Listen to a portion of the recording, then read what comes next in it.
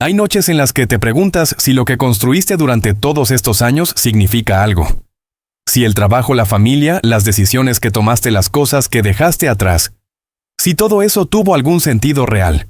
No es depresión, es algo más honesto que eso. Es la pregunta que aparece cuando llegas a cierta edad y te das cuenta de que ya no estás empezando, estás en medio del camino. Y desde ahí, cuando miras hacia atrás, a veces cuesta ver el hilo que une todo. Esta noche quiero hablarte de algo que ocurrió hace 2000 años. Algo que en apariencia no tiene nada que ver con tu vida actual. Pero quédate conmigo.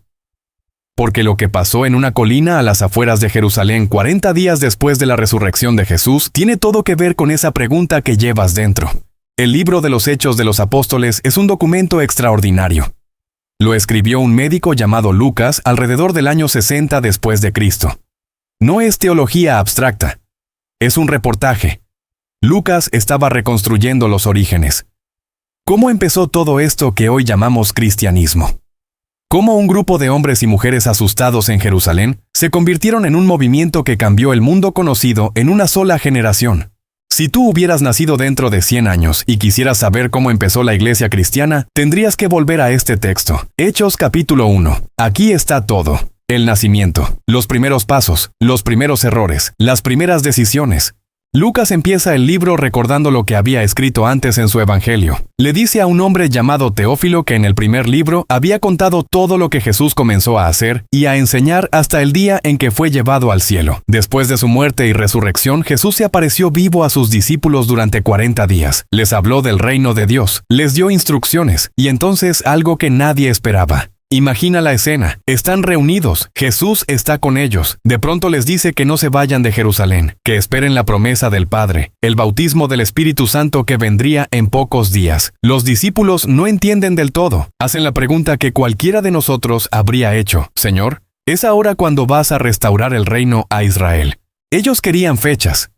Querían un plan claro. Querían saber cuándo iba a pasar lo que llevaban esperando desde niños, la restauración política y espiritual de Israel. Jesús no les da fechas. Les dice que eso no les toca saberlo. Pero les da algo mejor. Les dice que recibirán poder cuando el Espíritu Santo venga sobre ellos. Y que serán sus testigos en Jerusalén, en Judea, en Samaria y hasta lo último de la tierra. Y entonces delante de sus ojos Jesús fue levantado. Una nube lo ocultó de su vista. Se quedaron mirando al cielo, probablemente con la boca abierta, probablemente sin entender qué acababa de pasar. 2 hombres vestidos de blanco aparecieron junto a ellos. Les dijeron, ¿por qué os quedáis mirando al cielo? Este mismo Jesús que ha sido llevado de entre vosotros al cielo, vendrá de la misma manera que lo habéis visto ir. Ahí termina la ascensión. Jesús se va, los discípulos se quedan, ¿y ahora qué? Volvieron a Jerusalén. Subieron al aposento alto donde se hospedaban. Lucas nos da los nombres Pedro, Juan, Jacobo, Andrés, Felipe, Tomás, Bartolomé, Mateo, Jacobo, hijo de Alfeo, Simón, el celote, Judas, hijo de Jacobo. 11 hombres. Faltaba uno. Judas Iscariote ya no estaba. Estos 11 hombres junto con algunas mujeres, María la madre de Jesús y los hermanos de Jesús, perseveraban unánimes en oración y ruego. Fíjate en esa palabra. Perseveraban. No oraron una vez y se fueron. Perseveraban, día tras día, juntos, en el mismo lugar, esperando lo que Jesús les había prometido. Esto es lo primero que vemos en la iglesia naciente. Oración continua. No oración ocasional cuando hay una crisis. Oración como fundamento, como respiración colectiva, como lo único que sabían hacer mientras esperaban algo que no sabían cómo iba a llegar. Y estaban juntos, unánimes. 11 hombres que hasta hacía poco se peleaban por quién sería el mayor en el reino. 11 hombres con personalidades distintas, historias distintas, maneras de ver el mundo distintas. Pero ahora estaban unidos, porque algo más grande que sus diferencias los había tocado. Habían visto al resucitado, y cuando ves eso las pequeñas disputas se vuelven insignificantes. Pasaron varios días, y entonces Pedro se puso en pie en medio de los hermanos. Había como 120 personas reunidas. Pedro abrió las Escrituras, citó el Salmo 69 y el Salmo 109. Habló de Judas, el que había sido guía de los que arrestaron a Jesús, el que había sido contado entre ellos, el que había recibido parte en el mismo ministerio. La historia de Judas es brutal. Compró un campo con el salario de su maldad. Se ahorcó. Su cuerpo cayó de cabeza y se reventó por en medio. Todos en Jerusalén lo sabían. Llamaron a ese lugar Acéldama, campo de sangre.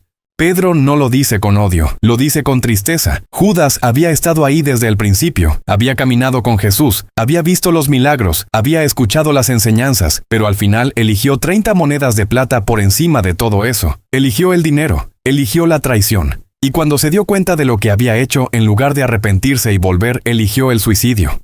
Hay algo que tienes que ver aquí. Judas lo perdió todo. Perdió el dinero, perdió su posición, perdió su comunidad, perdió su llamado, perdió a Jesús, perdió su vida. En el compromiso no se gana nada, solo se pierde. Puede que eso te hable esta noche. Puede que lleves tiempo negociando con Dios, tratando de tener las dos cosas. La vida que Él ofrece y la vida que tú quieres sostener por tu cuenta. La fe y el control. La entrega y la reserva. Judas te enseña algo terrible pero necesario. Al final, en la traición, no conservas nada de lo que creías que ibas a conservar. Pedro les dice a los 120 que es necesario que se cumpla la Escritura, que el oficio de Judas debe ser tomado por otro, que deben elegir a alguien que haya estado con ellos desde el principio, desde el bautismo de Juan hasta el día de la ascensión, alguien que pueda dar testimonio de la resurrección. Proponen a 2 hombres.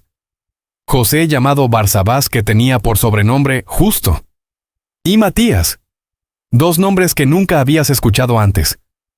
2 hombres que no aparecen en los evangelios, que no tienen ni una sola línea de diálogo en Mateo, Marcos, Lucas o Juan, pero que habían estado ahí todo el tiempo.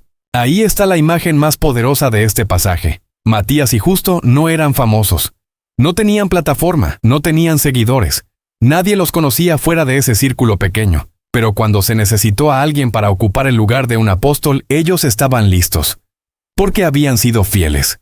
Habían estado ahí desde el principio, sin ruido, sin exigir reconocimiento, simplemente presentes, simplemente fieles. ¿Sabes lo que abre puertas en el reino de Dios? No es el talento, no es la ambición, no es la capacidad de hacerte notar. Es la fidelidad. La fidelidad sin testigos. La fidelidad que nadie aplaude. La fidelidad que no publica nada en redes. La fidelidad que simplemente está ahí cuando hace falta. Oraron. Dijeron: Tú, Señor, que conoces los corazones de todos, muestra cuál de estos 2 has elegido. Y echaron suertes. La suerte cayó sobre Matías, y fue contado con los 11 apóstoles. Fíjate en cómo toman esa decisión. No votan según sus preferencias. No eligen al más carismático. No eligen al que tiene mejores conexiones. Oran. Le piden a Dios que elija. Reconocen que ellos no conocen los corazones, pero Dios sí. Ahí está otra imagen poderosa. La iglesia naciente no toma decisiones importantes sin buscar a Dios primero. No se lanzan, no improvisan, no confían en su propio criterio. Oran, esperan, buscan la dirección de Dios. Y aquí es donde el texto antiguo te toca a ti esta noche. Porque lo que ves en esas 120 personas reunidas en Jerusalén es lo que debería verse en cualquier comunidad de creyentes hoy. En España, en América, en cualquier lugar donde la gente se reúne en el nombre de Jesús. Una iglesia que ora, no solo cuando hay problemas, no solo cuando alguien está enfermo, sino como fundamento, como lo primero, como el aire que respira. Una iglesia unida, no perfecta, no sin conflictos, pero unida en lo esencial, unida alrededor de Cristo, dispuesta a dejar a un lado las pequeñas diferencias por algo infinitamente más grande. Una iglesia que obedece las Escrituras, que no solo las lee, que no solo las estudia, que las obedece. Pedro dice, debe cumplirse esto, y lo cumplen, no porque sea fácil, no porque les convenga, sino porque está escrito. Una iglesia que busca a Dios para las decisiones importantes, que no confía en su propia sabiduría, que no se deja llevar por las modas, que pregunta, Señor, ¿qué quieres tú? Y espera la respuesta. Una iglesia donde la fidelidad importa más que la fama. Donde no tienes que forzarte a un puesto. Donde no tienes que venderte. Donde simplemente estar presente, simplemente ser fiel, abre las puertas que Dios quiere abrir. Puede que esta noche estés cansado de la iglesia que has conocido. Puede que hayas visto demasiada hipocresía, demasiado teatro, demasiada gente buscando posiciones y reconocimiento, demasiados líderes que hablaban de Dios pero vivían para ellos mismos. Y por eso te alejaste, no de Dios, de la institución. Lo entiendo. Pero quiero que veas esto. Lo que ves en Hechos capítulo 1 no es la iglesia que te decepcionó. Es la iglesia como debería ser, como nació, como puede volver a ser cuando la gente vuelve a lo esencial. Y lo esencial no es complicado, es oración, es unidad, es obediencia a la palabra, es buscar a Dios, es fidelidad invisible, eso es todo, y eso lo cambia todo. Quizá has vivido estos años sintiendo que nadie ve lo que haces. Que tu trabajo, tu esfuerzo, tu constancia pasan desapercibidos. Que otros que hacen menos ruido pero más estrategia llegan más lejos. Y has empezado a preguntarte si vale la pena seguir siendo fiel cuando la fidelidad no parece dar fruto visible. Matías te responde esta noche: nadie lo conocía, pero Dios sí. Nadie había escrito su nombre en ningún evangelio, pero Dios lo había visto cada día caminando detrás de Jesús, cada día presente, cada día fiel. Y cuando llegó el momento cuando se necesitó a alguien para un llamado eterno, Matías estaba listo, porque nunca había dejado de estar ahí. Tu fidelidad no es invisible para Dios, aunque sea invisible para todos los demás. Puede que has estado tomando decisiones importantes sin buscar a Dios.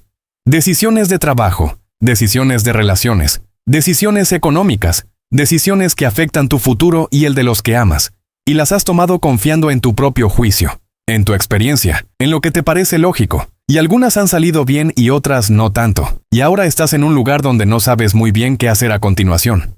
La iglesia primitiva te muestra otro camino. Tú, Señor, que conoces los corazones, muestra cuál has elegido. Esa es la oración. No te estoy pidiendo que abandones tu responsabilidad. Te estoy pidiendo que la compartas con alguien que ve lo que tú no ves. Puede que has estado intentando ser cristiano en solitario, yendo a tu ritmo, leyendo cuando te apetece, orando cuando hay urgencia, pero sin comunidad, sin nadie que camine contigo, sin nadie que ore contigo, sin nadie ante quien rendir cuentas. Y has descubierto que es muy difícil sostener la fe solo, que cuando estás solo todo se vuelve más frágil.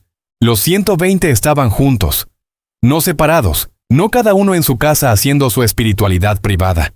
Juntos, unánimes, esa palabra se repite. No es coincidencia.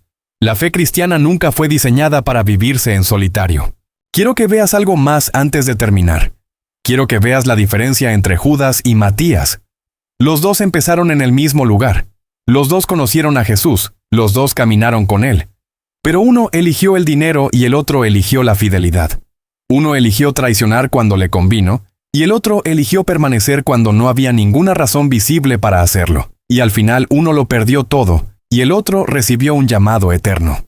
Las decisiones que tomas cuando nadie te ve determinan quién eres cuando todos te ven. Judas traicionó en privado, Matías fue fiel en privado, y cuando llegó el momento público cada uno recogió lo que había sembrado. Puede que esta noche Dios te está hablando de algo que has estado posponiendo, algo que sabes que deberías hacer pero que has estado evitando porque te da miedo, porque te incomoda, porque no sabes cómo va a salir. Quizá es volver a la fe que dejaste atrás, quizá es reconciliarte con alguien, quizá es renunciar a algo que sabes que no deberías tener. Quizá es empezar a buscar una comunidad donde puedas crecer espiritualmente. Quizá es simplemente abrir la Biblia que tienes guardada en algún estante y empezar a leer el libro de Hechos desde el principio. No te estoy pidiendo que lo resuelvas todo esta noche. Te estoy pidiendo que des un paso, uno solo, el primero, porque los caminos largos siempre empiezan con un solo paso que alguien decide dar aunque no vea el final. La iglesia primitiva no sabía lo que venía. No sabían que en unas semanas recibirían el Espíritu Santo en Pentecostés. No sabían que en unos años el Evangelio llegaría hasta Roma. No sabían que 2000 años después seguiríamos hablando de lo que pasó en esa habitación en Jerusalén. Pero dieron el primer paso, oraron, se quedaron juntos, obedecieron, buscaron a Dios, y Dios hizo el resto. Tú no necesitas tener todo resuelto, no necesitas entenderlo todo, no necesitas sentirte listo. Solo necesitas dar el primer paso hacia Dios, y Él se encargará del resto. Padre, en el nombre de Jesús, oro por cada persona que ha escuchado esto esta noche. Oro por los que llevan años alejados de ti, pero que nunca han dejado de pensar en ti. Oro por los que están cansados de intentar sostener la vida solos. Oro por los que necesitan dirección y no saben a dónde ir. Oro por los que han sido fieles en silencio y se preguntan si alguien lo ve. Tú lo ves, tú conoces los corazones, tú abres las puertas que nadie puede cerrar. Que tu espíritu traiga unidad donde hay división. Que traiga oración donde hay silencio. Que traiga obediencia donde hay resistencia. Que traiga fidelidad donde hay compromiso. Que esta generación vuelva a lo esencial. A ti, a tu palabra, a la comunidad, a la oración, a la fidelidad sin testigos. Ayúdanos a ser la iglesia que tú soñaste cuando enviaste a tu Hijo. No perfecta, pero real. No sin luchas, pero unida en lo que importa. No sin debilidades, pero sostenida por tu poder. En el nombre del que ascendió al cielo y volverá de la misma manera. En el nombre del que nunca nos ha dejado solos aunque a veces lo sintamos. En el nombre de Jesús. Amén.